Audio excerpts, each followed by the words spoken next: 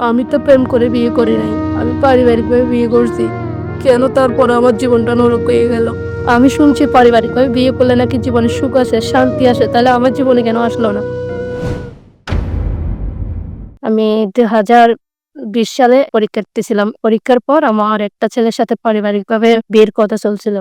তো ওই ছেলেটা প্রবাসে ছিল। তো আসলে আমার বাড়ি থেকে অনেক খোঁজখবর নিছে ওর সম্পর্কে। সবাই বলছে ওদের ফ্যামিলি খুব ভালো। ওরা ভালো মানুষ, ভালো ফ্যামিলি, ভদ্র ফ্যামিলি। তো আমাদের পারিবারিকভাবে বিয়ে হইছে। আমার পরিবার অনেক টাকা খরচ করছে আমার বিয়ের সময়। বিয়ে হয়ে যাওয়ার পর শ্বশুরবাড়ি চলে যাই। ৬-৭ দিন খুব ভালোভাবে কাটছিল। কোনো অসুবিধা হয় নাই। ভালো ছিল ৬ দিন। কিন্তু হঠাৎ করে একদিন মধ্যরাতে সে আমাকে বিনা কারণে মারতে শুরু করে। কোনো কারণ ছাড়াই সে আমাকে মারতে থাকে। তো সবাই তো ঘুম তখন প্রায় ১টা-১.৫টার দিকে। তো আমাকে ওখানে অনেক মারধর করছে রাতে ঘুমের মধ্যে। ও তো অনেক শক্তিশালী একটা মানুষ। ওর হাত থেকে তো আমি রক্ষা পাচ্ছি না। অনেক কষ্টের বিনিময়ে আমি আলু দিছি। আলু দিয়ে দেখতেছি ওর চোখগুলো লাল, লাল। ওর চোখগুলো কিরকম জানি হয়ে গেছে বলার ভাষা নাই। তো এরপরে সবাই চলে আইছে। আমি যখন কান্নাকাটি করতেছি, তো সবাই বলতেছে, "ও ঘুমের মধ্যে ভয় পাইছে।" এটা ভয় পাওয়ার কিছুই নাই। এরকম বলছে। তো প্রায় ১.৫ মাসের মাথায় গিয়ে দেখতেছি ও দিন, দিন কিরকম জানি হয়ে যাচ্ছে। মানে আবোল-তাবোল কথা বলতেছে। আমাকে মানে অনেক মারধর করতো বলার মতো না। তো এটা আমি পরিবারের কাউকে বলতাম না। আমার পরিবার আমাকে প্রায় ৳৬,০০,০০০ খরচ করে ওর সাথে আমার বিয়ে দিছিল। আমার পরিবারকে এগুলো বলতে চাইলাম না। মানে আমি মনে করছি হয়তো ভালো হয়ে যাবে। কিছুদিনের পর আবার এরকম ঘটনা হইছে রাতের বেলা। আমাকে মেরে ফেলার চেষ্টা করতেছে প্রায় ১টার দিকে। তো সবাই জড়ো হয়ে গেছে। আমার দেবর অনেক চেষ্টা করছে মানে দরজা ভেঙে ফেলার জন্য পারে নাই। আমাকে অনেকবার ছুরি দিয়ে আঘাত করতে চাইছে, বটি দিয়ে আঘাত করতে চাইছে। তো বলে বোঝানোর ভাষা নেই আমার। এরকম কষ্ট দিছে আমাকেও। সে সারাদিন শুয়ে থাকতো। রাতের বেলা হলে আমাকে মেরে ফেলার চেষ্টা করত। বুঝতেও পারি নাই কেন সে আমাকে মারধর করতেছে। আমি তো কোনো দোষও করি নাই। নতুন, নতুন বিয়ে হয়েছে এজন্য আমি ভয়ে কাউকে এসব কথা বলতাম না। ওর সাথে আমি রাতে এক বিছানায় ঘুমাতেও পারতাম না। ও তো মানে আমাকে ঘুমের মধ্যে মেরে ফেলার চেষ্টা করত। স্বাভাবিক থাকা অবস্থায় না। যখনই ঘুমাতাম তখনই ও আমাকে মেরে ফেলার চেষ্টা করত। ওর সাথে আমি এক বিছানায় ঘুমাতে পারতাম না। ও আমাকে মেরে ফেলবে এটা ভয় থাকতো আমার ভিতরে। ওর সাথে যতদিন ছিলাম আমি রাতের বেলা ঘুমাই নাই। বসে থাকছি যে। আমি আসলে কিছুই বুঝতাম না তখন। ও পাগল নাকি সুস্থ এটাও তো বুঝতাম না আমি। অনেকদিন সহ্য করছি তাকে প্রায় ৩-৪ মাস পর আমার পরিবারকে বলছি, আমার পরিবার ওদের পরিবারকে বলছে। তো ওরা বলতেছে, "আমার ভাই তো সুস্থ, আমার ভাই তো কিছু না।" তাই আমি বলতেছি, "না আপনার ভাই সুস্থ না। হয়তো আপনার ভাই মানে পাগল হয়ে যাচ্ছে দিন, দিন।" তারপরেও ওরা শেয়ার করতেছে না। ওরা বলতেছে, "না আমার ভাই সুস্থ। তুমি বললে তো আর হবে না।" তখন আমি জানতে পারি আমার হাসব্যান্ডের আগে একটা মেয়ের সাথে প্রায় ৮ বছরের সম্পর্ক ছিল আমার বিয়ের আগে। তো যখন ওই মেয়েটার বিয়ে হয়ে যায় ও মানসিকভাবে ভেঙে পড়ে। ও প্রবাসে এক পাগল হয়ে গেছিল। ওই মেয়েটার বিয়ে হয়ে গেছিল তাই। সবাইকে মারধর করতেছে ওখানে। তারপর ওখানকার কবির ওকে দেশে পাঠিয়ে দিছে। শহরে ভালো ডাক্তার দেখাইছে ওকে। ৩ বার চিকিৎসা করে তারপর আমার সাথে পারিবারিকভাবে বিয়ে দিছে। মানে ওষুধ চলাকালীন অবস্থায় আমার সাথে বিবাহ দিয়ে দিছে। ওটা আমার থেকে লুকাইছে তারা। তখন আমি অবাক হয়ে গেছি। মানে এই কথাটা কেন আমার থেকে ওরা লুকাইছে? আমি যখন জানতে পারি ওর অন্য কানে সম্পর্ক ছিল অন্য একটা মেয়ের জন্য ও পাগল হয়ে গেছিল তখন আমার মাথার উপর আকাশ ভেঙে পড়ে। একটা মেয়ে ওর জীবনটা নরক করে দিছে। আর ওই মেয়েটার কারণে আমার জীবনটা নষ্ট করে দিছে ওই ফ্যামিলি আমার শ্বশুরবাড়ির মানুষগুলো। কেন আমার সাথে এমন করলো? যখন আমি জানতে পারি বিয়ের আগে পাগল ছিল তখন আমি আমার ফ্যামিলিকে ফোন দিয়ে বলি। আমার ফ্যামিলি থেকে সবাই গেছে। তো আমার ফ্যামিলিকে আমি বলছি এরকম, এরকম কথা। মানে আমার প্রতিনিয়ত মারধর করে। আমার চোখে একটু ঘুম আসলে ও আমাকে মেরে ফেলার চেষ্টা করে। আমার ফ্যামিলি বলতেছে, "এটা কি বলিস? এতদিন বলিস না কেন তাইলে? এত বড় একটা ঘটনা কেন আমাদেরকে বলিস নাই?" তো আমি বলতেছি, "আমি তো বুঝতে পারি নাই ও পাগল ছিল সেটা।" তো আমার ফ্যামিলি বলতেছে, "মানে এটা তো কোনো একটা বিচার হতে হবে। এরকম ঠকাইছে কেন আমাদেরকে? এটা আমাদের থেকে কেন লুকাইছে ওরা?" আমার ফ্যামিলি যখন ওখানে গেছে ওরা বলতেছে, "আপনার বোনের সমস্যা, আমার ভাইয়ের কোনো সমস্যা নেই।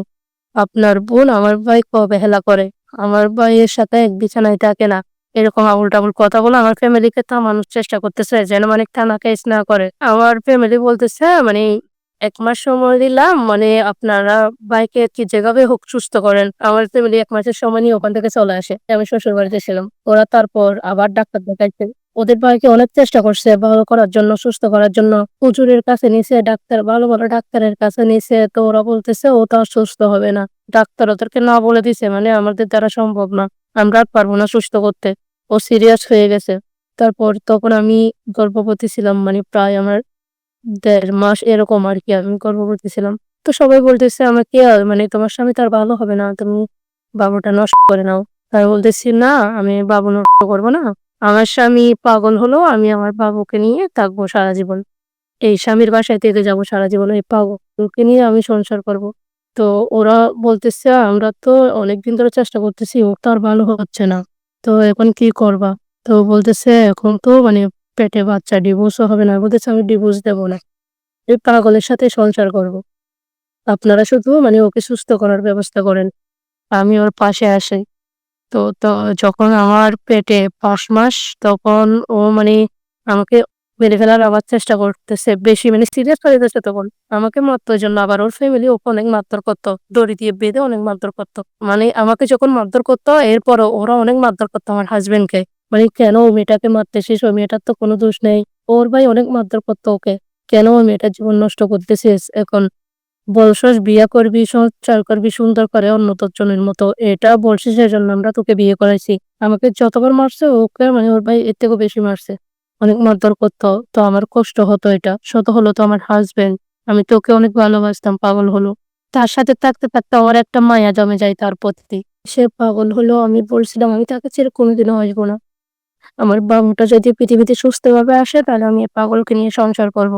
আমার শ্বশুরবাড়ির মানুষগুলা বলতেছে, "তুমি বাবার বাসায় চলে যাও, না হলে তোমাকে যেকোনো সময় ও মেরে ফেলবে। আমরা তো আর পারতেছি না। আমরা অনেক চেষ্টা করছি ওকে সুস্থ করার জন্য। আমরা তো আর পারতেছি না। তুমি যেহেতু ওর সাথে সংসার করবা বলতেছো, সারা জীবন থাকবা। তাহলে একটা কাজ করো, তুমি যতদিন বাবুটা হচ্ছে না ততদিন তোমার বাবার বাসায় চলে যাও। এই সময় যদি তোমাকে মারধর করে তাহলে তো সমস্যা হবে।"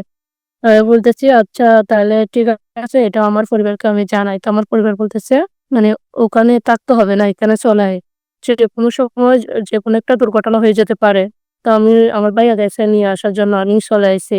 তো এখানে প্রায় সময় চলে আসতো। পাগল অবস্থায় প্রায় সময় চলে আসতো। হেঁটে, হেঁটে চলে আসতো গাড়ি ছাড়া। ও তো টেকা থাকতো না, ও তো পাগল। এখানে এসে পাগলামি করতো। এখানে এসে সবাইকে বলতো, "আমার নাসরিন অন্যজনের সাথে পালিয়ে গেছে। আপনারা দেখছেন ওকে?" এরকম বলতো, আবোল-তাবোল কথা বলতো।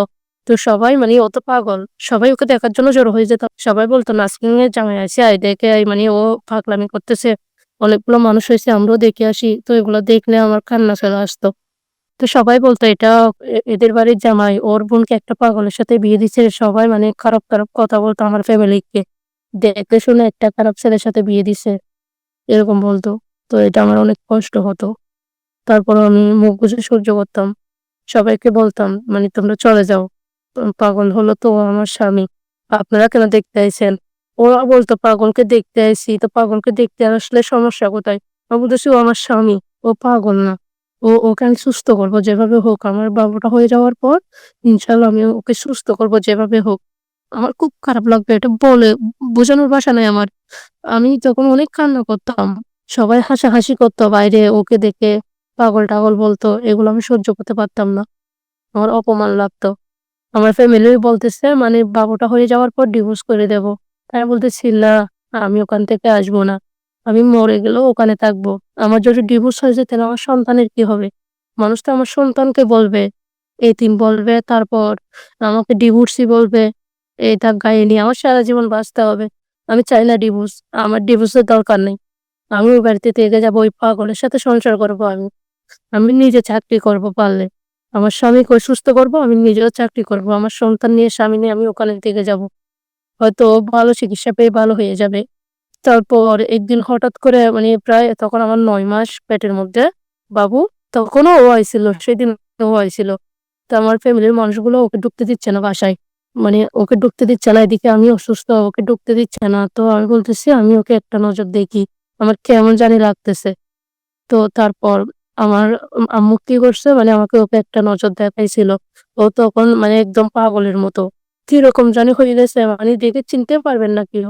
সবাই বলতেছে, "এরকম মানুষ এরকম কিভাবে হয়ে যায়? বিয়ের সময় তো অনেক স্মার্ট ছিল, অনেক ভদ্র ছিল।" তো আমি বলতাম, "হায়রে আল্লাহ! এরকম মানুষটা কিভাবে মানে এরকম হয়ে যায়?"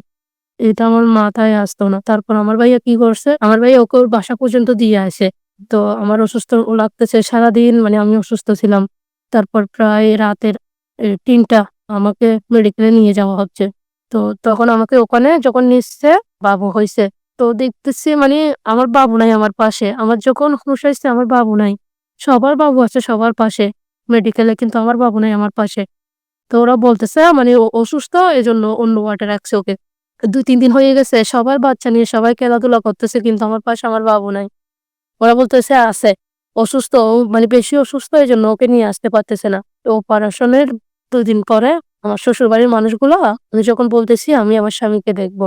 ওরা নিয়ে গেছে।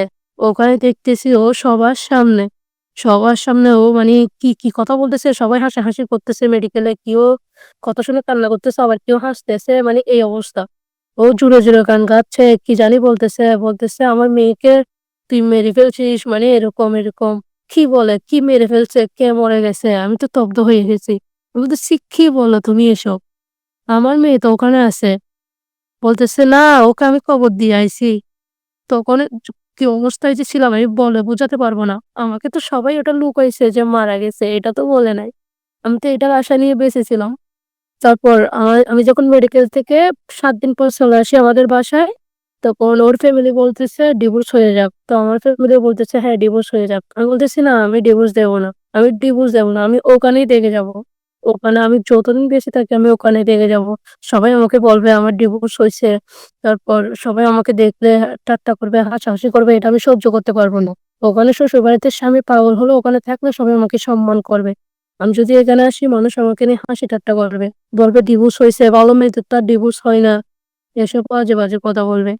তো আমি বলতেছি, "না, আমার দ্বারা সম্ভব না। আমি ডিভোর্স দেব না।" আমি যখন আবার নতুনভাবে শ্বশুরবাড়িতে যাই, আমার বেবি হওয়ার ৪০ দিন পর, তো এদিন রাতে আবারও দেখতেছি আমার চোখের মধ্যে ঘুম আইছে একটু। ও আমাকে আবার দেখতেছি মেরে ফেলার চেষ্টা করতেছে। সেদিন মানে অনেক ক্ষতি হইছে। আমার একটা দেবরের হাত পর্যন্ত কেটে গেছে দরজা ভাঙতে গিয়ে। সকালবেলা আমার ফ্যামিলি গেছে। আমার ফ্যামিলি যখন গেছে ওদের বাড়ির মানুষগুলো বলতেছে, "তাহলে এখন তো মানে আর কোনো নাই, ডিভোর্স হয়ে যাক।" তো আমার ফ্যামিলি বলতেছে, "আচ্ছা ঠিক আছে ডিভোর্স হয়ে যাক।" তাই বলতেছি, "আপনারা কাজটা ভালো করেন নাই। আমার মতো একটা মেয়ের জীবন নষ্ট করছেন। কেন আমার জীবনটা নষ্ট করলেন? আমি তো কোনো দোষ করি নাই।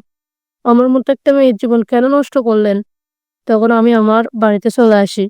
আমার বাড়িতে চলে আসার পর ৩-৪ মাস পর ওরা কি করছে, সবাই কাজী অফিসে আইছে, এদিক দিয়ে আমাকেও নিছে। তো আমাকে বলতেছে, "আমাদেরকে ক্ষমা করে দিও। আমরা তো অনেক চেষ্টা করছি। আমরা পারি নাই ভাইকে সুস্থ করতে।" তারপর বসে ডিভোর্স হয়ে যায়। ডিভোর্স হওয়ার সময় ও আসে নাই। ওদের ফ্যামিলি সাইন দিছে আর আমার দিক দিয়ে ডিভোর্সটা হইছে। ও তো তখন পাগল ছিল। ও কিভাবে আসবে? এখন আমার ডিভোর্স হয়েছে প্রায় ৩ বছর হয়ে গেছে। আমি এখন বর্তমানে আমার বাবার বাড়িতে আছি। অনেক কষ্ট নিয়ে বেঁচে আছি মরার মতো। তো আমার ফ্যামিলি আমাকে নতুনভাবে বিয়ে দেওয়ার অনেক চেষ্টা করতেছে। আমি করি নাই। বলতেছি, "না, আমি আর বিয়ে করব না। আমার লাইফে একবার নষ্ট হয়েছে, আমি ২য় বার আর নষ্ট করতে চাই না আমার লাইফটা।" তো আমাকে বাড়ি থেকে অনেক চাপ দিচ্ছে এখন বিয়ে করার জন্য। আর মানুষ মানে আমাকে দেখলে বলে, "ভালো মেয়েদের তো আর ডিভোর্স হয় না, কেন ডিভোর্স হইছে?" এইরকম বাজে কথা বলে। এই ৩ বছর আমি একবারও মানে বিয়ে করার এটা কল্পনাই করি নাই। আমার ফ্যামিলি আমাকে প্রতিনিয়ত বলতেছে, "বিয়ে করতে হবে।" আমি বলতেছি, "না, আমি বিয়ে করব না। আমার লাইফে আমি অনেক কষ্ট পাইছি, আমি আর কষ্ট পেতে চাই না। আমার লাইফটা কেন এমন হলো? আমি তো কোনো দোষ করি নাই। দোষ তো করছে আমার শ্বশুরবাড়ির মানুষগুলা। কেন আমার লাইফটা নষ্ট করে দিল আমার শ্বশুরবাড়ির মানুষগুলা? আমার ফ্যামিলি যদি একটু খোঁজ নিত ভালো করে তাহলে তো আজকে আমার লাইফটা এভাবে নষ্ট হতো না। আমিও তো অন্য মেয়েদের মতো সংসার করতে পারতাম। আমারও তো ইচ্ছে হয় সংসার করার। কেন আমার লাইফটা নষ্ট হলো? কেন? আমি তো কোনো দোষ করি নাই। কেন আমার ফ্যামিলি আমাকে ভালোভাবে খোঁজখবর নিয়ে বিয়ে দেয় নাই? কেন? আমার লাইফটা কেন নষ্ট হলো? আমারও তো ইচ্ছে হয় ভালোভাবে সংসার করতে। আমার বান্ধবীরা যেভাবে সংসার করতেছে স্বামী সংসার ছেলে-মেয়ে নিয়ে আমারও তো ইচ্ছে হয়। আমার শ্বশুরবাড়ির মানুষগুলা এটা ভালো করে নাই। আমি কোনোদিনও তাদেরকে মাফ করব না মন থেকে। আল্লাহ তাদেরকে কোনোদিনও ক্ষমা করবে না। আমার ফ্যামিলি কাজটা ভালো করে নাই। ভালো ভেবে জেনে শুনে আমার সাথে ওর বিয়ে দেওয়া দরকার ছিল। কেন খোঁজখবর না নিয়ে আমার সাথে ওকে বিয়ে দিছে? কেন আমার জীবনটা নরক হয়ে গেল? আমি তো কোনো দোষ করি নাই। আমি শুনছি পারিবারিকভাবে বিয়ে করলে নাকি জীবনে সুখ আসে, শান্তি আসে। তাহলে আমার জীবনে কেন আসলো না? আমি তো কোনো দোষ করি নাই। আমি তো কোনো পাপও করি নাই। আমি তো জেনে শুনে পারিবারিকভাবে বিয়ে করছি যাতে আমার পরিবার খুশি হয়। আমি তো চাইলে অন্য একটা ছেলেকে বিয়ে করে সংসার করতে পারতাম। কিন্তু আমি তো ওটা চাই নাই। আমার ফ্যামিলির চোখের দিকে তাকিয়ে আমি আমার লাইফটা সুন্দর করার জন্য ফ্যামিলি যেটা বলছে ওটাই আমি মেনে নিছি। আমি তো প্রেম করে বিয়ে করি নাই। আমি পারিবারিকভাবে বিয়ে করছি। কেন তারপরে আমার জীবনটা নরক হয়ে গেল? মানুষ শুনছি প্রেম করলে বিয়ে করলে নাকি জীবন নরক হয়। আমি তো তাও করি নাই। পরিবারের বিরুদ্ধে যাই নাই। তারপরেও কেন আমার জীবনটা নরক হয়ে গেল? আমি তো কোনো দোষ করি নাই। আমি তো একটা ভালো সংসার চাইছিলাম। একটা গোছানো সংসার চাইছিলাম, যেখানে আমি থাকবো, আমার স্বামী থাকবে, আমাদের ছোট, ছোট বাচ্চা থাকবে। এরকম সংসার তো আমি চাইছিলাম। আমি তো চাই নাই আমার ডিভোর্স হোক। আমার গায়ে এতগুলো কলঙ্ক দাগ লাগুক, সেটা তো আমি চাই নাই। কেন আমার লাইফটা এমন হলো?